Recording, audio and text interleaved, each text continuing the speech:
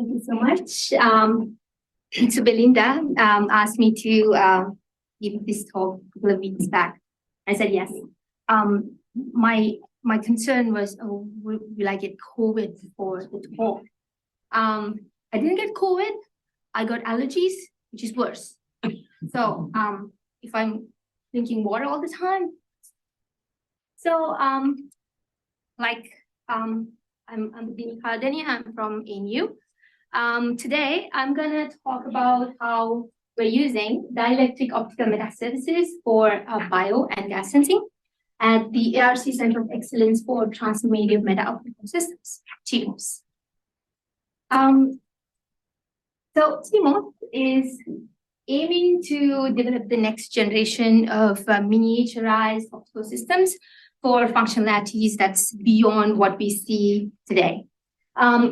It spans across 5 different Australian universities, so Mario just mentioned TMOS, and we've got a few people that is part of TMOS today.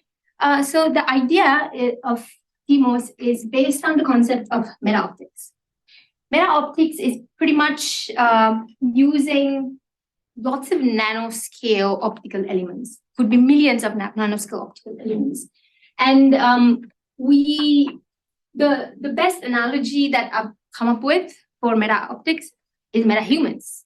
If you are a bit of a pop culture fan, you like DC Comics or Flash, you know what meta-humans are.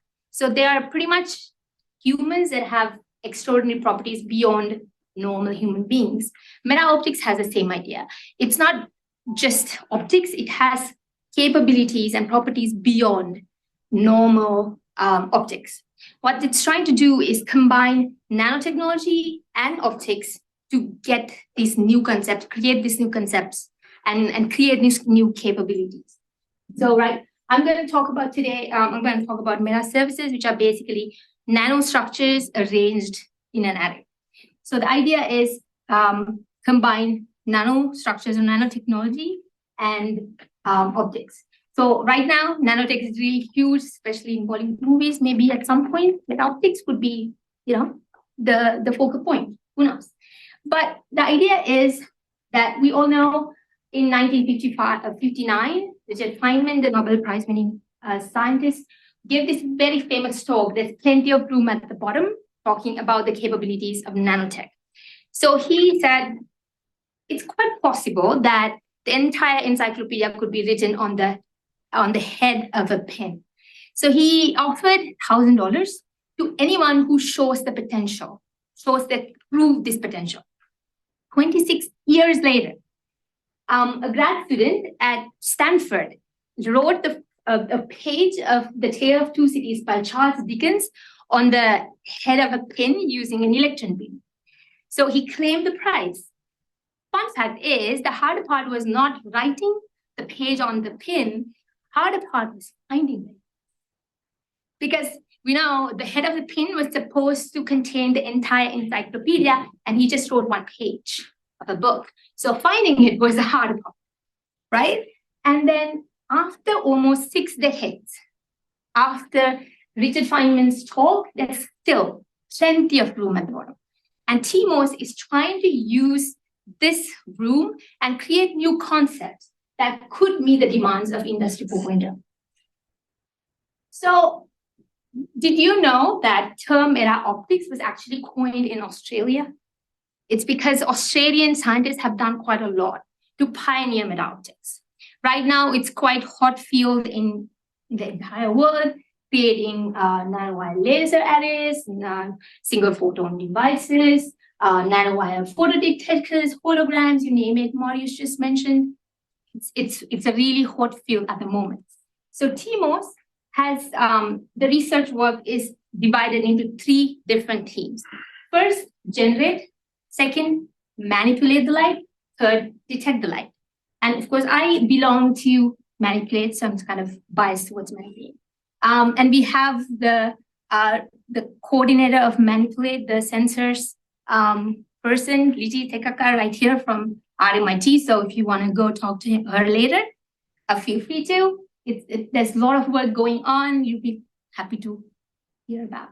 So under all these three themes, we're trying to impact a lot of fields by developing LiDAR technologies, Li-Fi technologies, wearable devices, night vision, holograms, and remote sensing, you name it. But today I'm not going to go into so much detail. I'm just going to focus on wearable. So it's wearable and portable optical sensors, because not all sensors needs to be wearable.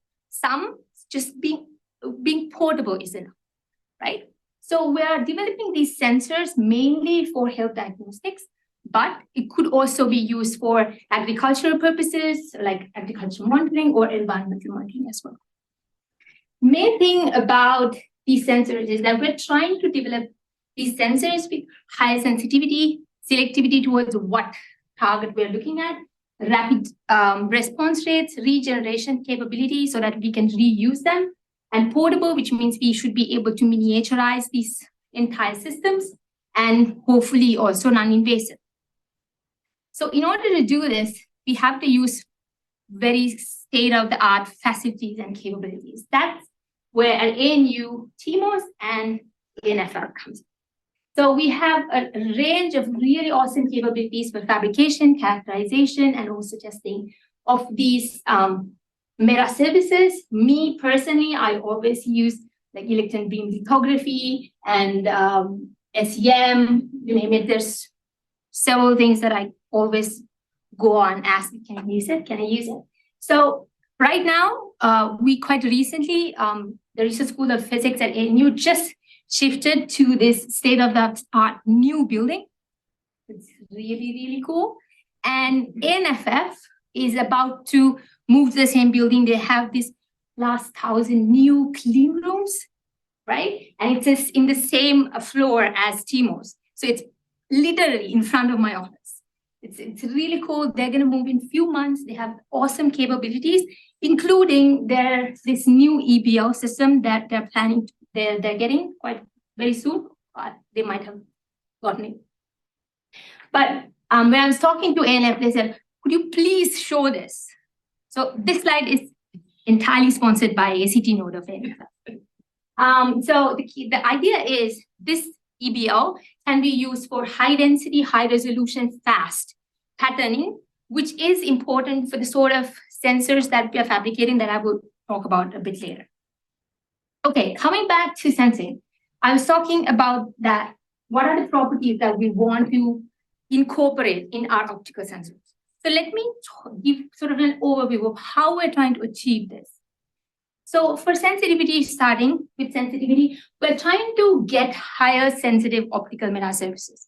In order to do that, we need narrow band resonances. So the idea is when an incident light comes and through the metasurface, there's a certain part of wavelength, certain wavelength that gets trapped inside. Therefore, the transmission pattern has these dips, the resonance dips. Narrower these dips, narrow these resonance peaks are the better, because you can see smaller shifts happening to them. So in other words, it's high Q resonance. In order to get high Q resonances, we're using the concept called the bound states in the continuum. Some of you are probably very familiar with it. So the idea is bound states in continuum ideally has diminishing resonance widths, which means infinitely high Q factors. But the problem is you can't quite access the ideal BICs because it doesn't quite interact with the continuum. In order to realize the BICs, quasi-BICs are used. In order to get quasi-BICs, a slight plane asymmetry is introduced to the structures either by removing a small part, adding a small part, or adding a small angle or so.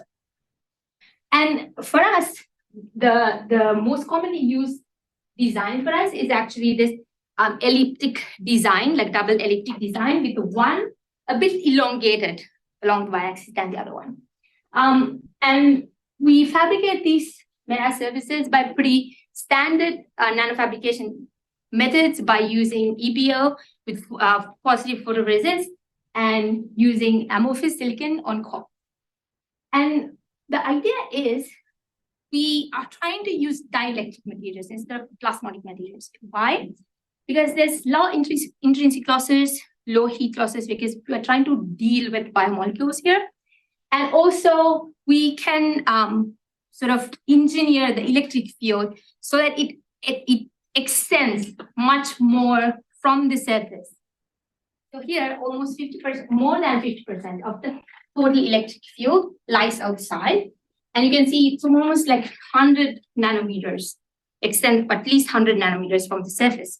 Because we are trying to do selective sensing, the way we're doing it, which I will explain a little bit later, needs a bit of length. So if the molecules are supposed to be very tightly bound to the surface, and the electric field is very tight and very, very short, that's okay. But if the molecules extend a little bit away from the surface, then you need a bit, extended electric field. So because the electric field extends outside, right, it is quite sensitive to the outside environment, which means it can be used for refractive index sensing. In other words, so this is the resonance shift. If I simply add molecules onto the surface, the refractive index of the environment changes. Therefore, there would be a redshift of the resonance beam. So this shift is what we're looking at when we're doing the sensing.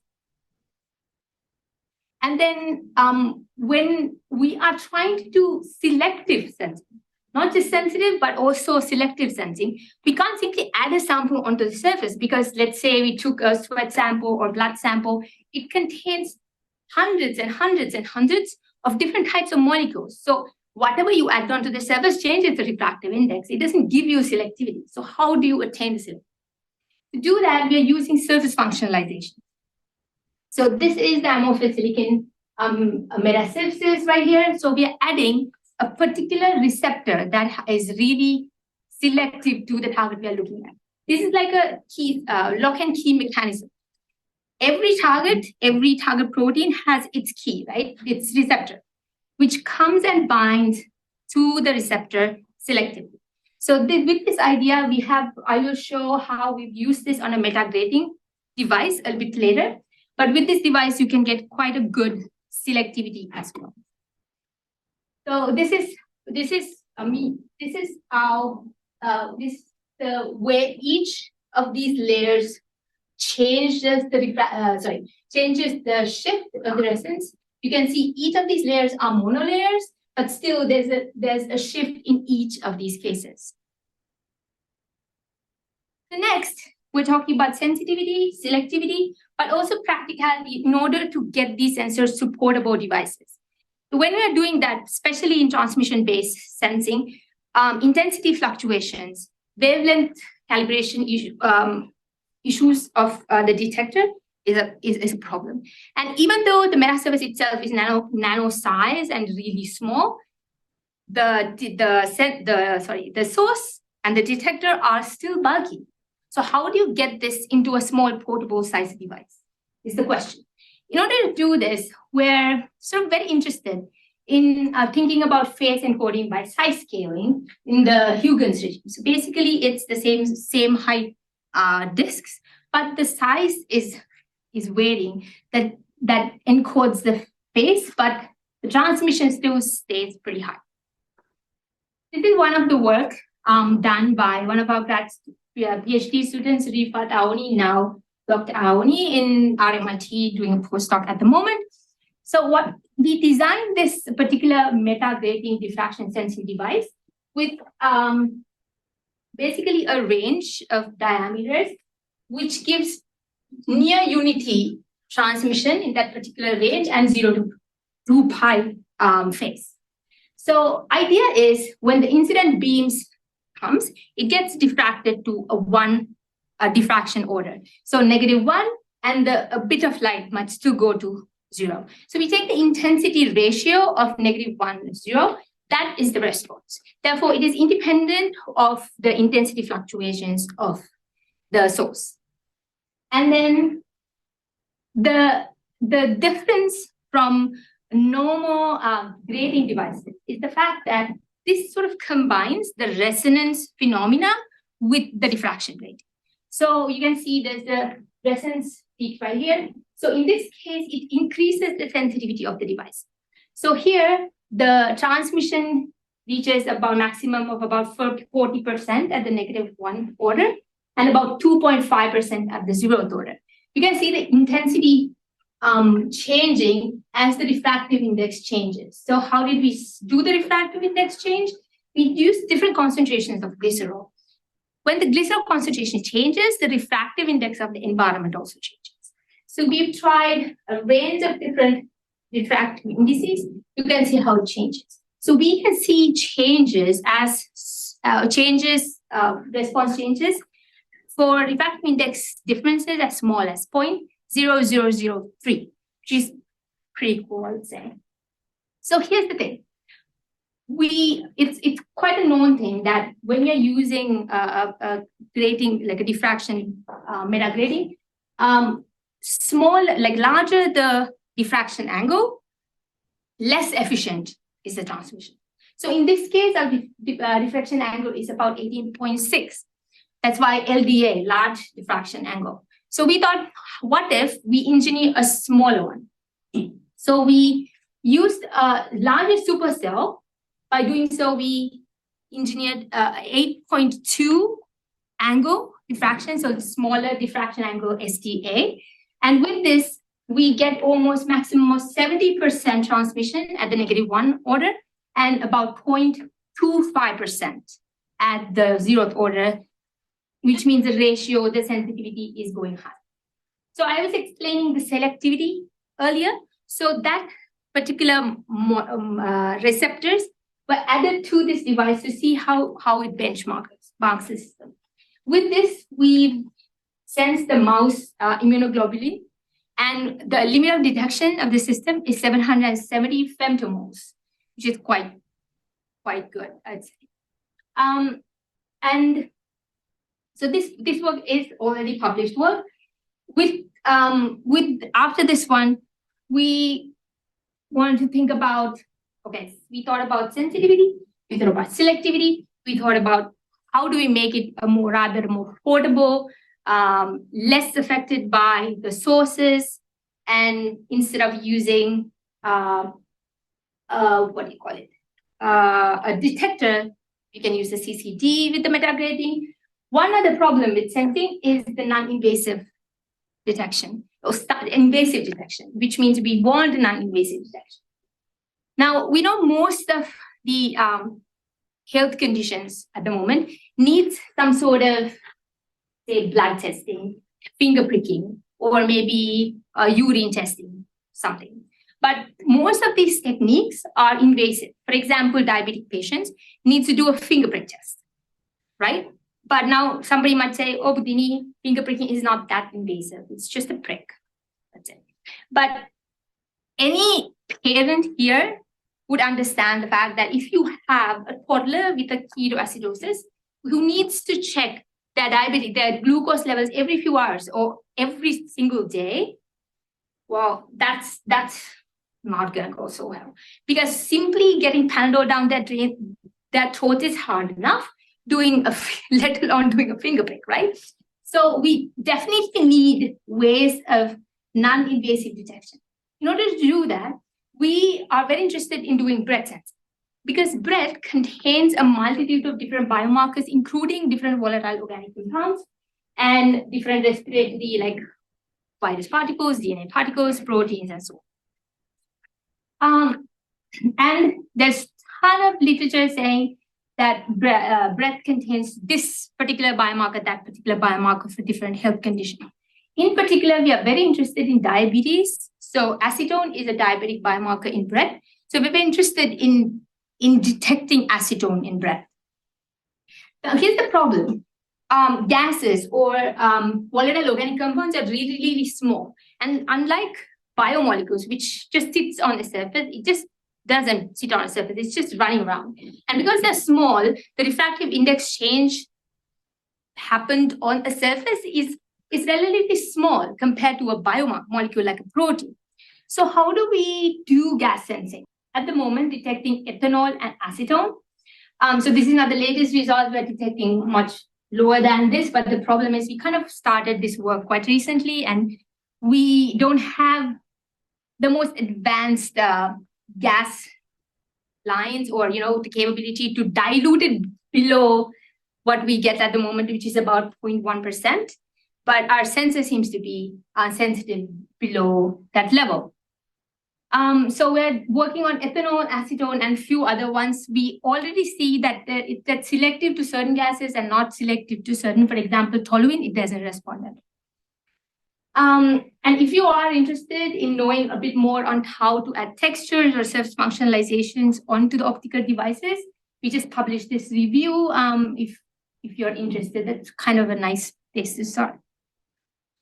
So we don't just stop at dielectric metasurfaces. We also work with 3,5 materials like this indium phosphide nanowires. We use this for gas sensing and volatile organic compound sensing. Again, the idea is what happens is as we change the size or the pitch of these nanowires, the response changes. For example, you can see as the diameter of the nanowire is getting smaller and smaller, the response increases. And we also see as the pitch size decreases, which means the density of the nanowires are increasing, the response gets better. So what we want to fabricate is really tiny nanowires at a high density. That's why I was talking about the EBO, because that sort of EBO is very important for us to fabricate such a smaller pitch, high density, small size nanowires. So with this technique, we're detecting different gases. This is NO2 detection for environmental sensing. You can see how selective it is compared to most of the other gases out there. What happens is the nanowires are basically accepting or donating electrons with the gas. So the mechanism of sensing is actually not optics, it's heavy resistance. It's where we're looking at how the resistance change or how their current change. But here's how we fabricate it. I tell you why I'm talking about this, how does optics come in. So how do we fabricate this? We do it a top-down fabrication, and we use a spin-coated, like a spin coat and SU8, and just expose the top part of it. And once it's exposed, we do this tilt angle deposition so that only part of the nanowire gets gold, and the other part still remains no gold. It just interacts with the gases. Why do we do this? Because we simply want to have this part of contact, the gold, with the bottom part of contact separate. Plus, the SU8 keeps the nanowires pretty safe with very less damage. So once they're connected, you can measure how the resistance change. With this, we have done some sensing, but here's the cool part. Now, if we are trying to extend these sensors to some sort of a wearable device, right? Okay, sensors are really small, that's all fine. But it needs a power source. So having a larger battery taped onto your arm that doesn't make sense, right? So the cool part is these nanowires are now being engineered both as the sensor and also as a source. So it has the photovoltaic effect. So it works as the power source. As long as there's light, it gains the power source and also works as a sensor. Right now, this is Professor Lanfu's group from ANU just published this work on NO2 sensing with this particular strategy. And I use this for acetone sensing. What I do is use the same concept that they developed, but surface engineer the system to have a very high selectivity to acetone for diabetes sensing. And we have this project between TMOS and the ANU Grand Challenge project called Our Health in Our Hands that developed this keto whisper device, which is a really small portable device that you can breathe into. But with that, I would like to wrap up and acknowledge all the students, the postdocs, our collaborators that's been working on these projects, especially ANU Grand Challenge Project Ohio. And then this work is mainly done in Professor Dragomir Neshev's lab and Professor Lanfu's lab. And I especially would like to thank the ACT node ANFF. It's been really, really huge help. That they're there, it's the same floor, they're practically neighbors. So Professor Ho is one of the CIs in TMOS as well. Kaushal knows pretty much everything. You can just go ask him, Kaushal, this is not working. Kaushal, what do we do? I tried everything. What do I do? So it's really cool. It's really really helpful, their facilities and their expertise. So with that, I would like to wrap up. Thank you so much for your attention.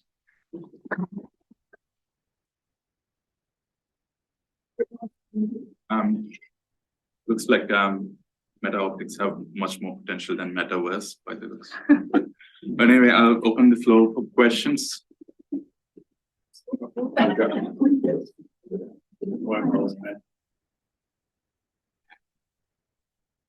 Thank you, Buddini. You showed that big based on the levels, and it was a big in absorption, very sharp absorption peak. Mm-hmm. Can it be flipped? Can it be a sharp peak in transmission? We haven't thought about it ever. Why would you want to do the other way? I want to have it volume transmission. Mm-hmm. Yeah, we never really thought about that before. I think so. Yes. That's a very interesting idea. You flip just the materials? I mean, right now we're just doing just amorphous silicon on quartz. I don't know much to say exactly, but you have another? Yeah, there's one more, but yeah, just get into your functionalization work. Mm-hmm. Does that extend to other materials, or does it have to be? No, it can. So this particular one, the one I showed was just amorphous silicon, but we tried on indium phosphide. Right now, we're working on a bit of gas nanowires at the moment for bacteria sensing. So it depends just on what sort of material we're looking at. So we just have to engineer the first layer depending on what the material is. Does it have oxide layer? What sort of material it is? So we have to kind of do the anchoring right. But as long as we know the material, we can just engineer whatever. Yeah. We'll just take that one last question before. Yeah, sure. So on slide 25, you've got the description of the tilt angle processing. Yes. What was the purpose of that again? Could you explain that? What was the reason? Yeah, why you only wanted a portion of it? Yes. So the idea is that if we cover the entire surface of the nanowire with gold, then none of the indium phosphide gets exposed to the gas. The whole idea is indium phosphide has material. It's just doing the electron transfer between the gas and. But if we just do the entire surface, then it's just the electrode contact material. Yep. All right. Thanks very much. So there's going to be a few more questions, but I'm sure.